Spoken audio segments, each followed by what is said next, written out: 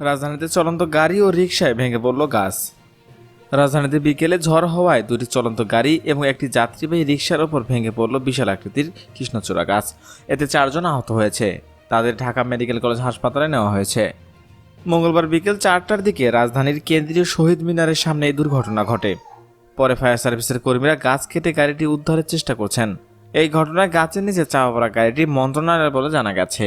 সেই গাড়ির চালক এবং পাশে থাকা আরেকজন আহত হয়েছেন। এছাড়াও রিকশা চালক ও যাত্রী আহত হয়েছে বলে জানিয়েছে প্রত্যক্ষদর্শীরা। তাৎক্ষণিকভাবে আহতদের নাম পরিচয় জানা যায়নি। প্রত্যক্ষদর্শী আবু সাইদ নিশাত জানান, গণপূর্ত মন্ত্রণালয়ে গাড়িটি বেশ ক্ষতিগ্রস্ত হয়েছে। এছাড়াও আরও একটি প্রাইভেট কার কিছুটা ক্ষতিগ্রস্ত হয়েছে। গাছের নিচে পড়ে রিকশার ড্রাইভার গুরুতর আহত হয়েছেন। তার অবস্থা আশঙ্কাজনক বলেও জানা গেছে। ভেঙে পড়া গৃহদ্বার কৃষ্ণচূড়া গাছটি কেন্দ্রীয় শহীদ মিনারের বলে জানিয়েছে স্থানীয়রা।